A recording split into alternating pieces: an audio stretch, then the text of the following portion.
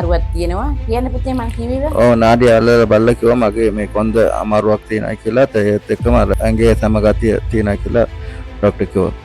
මේ රෝගියා කොහේ ඉඳලාද ආවේ? ඩුබායි වල ඉඳලා. ඩුබායි වල ඉඳලා ආවේ නේද? මේ නෑ නේ ඔය.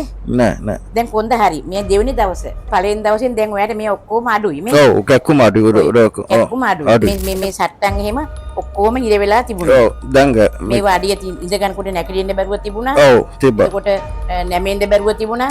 නැමිනකොට මේ කකුල් ඔක්කොම කැක්කුමයි කියලා කිව්වා. තිබ්බා. ඔව්. සමහර රෝගියෝ බය වෙනවා. ඒක බය වෙන්න දෙයක් නෑ. ඒක අහු වෙන්නේ නෑ. සමහර වෙලාවට අපි අල්ලන්න තියෙන අපි ළඟ භාණ්ඩ තියෙනවා. ඒ භාණ්ඩ වලුත් අපි අල්ලනවා.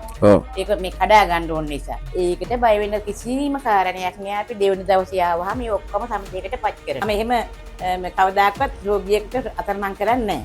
රෝගියාව සුවපත් කරලා තමයි පස්ස බලන්නේ.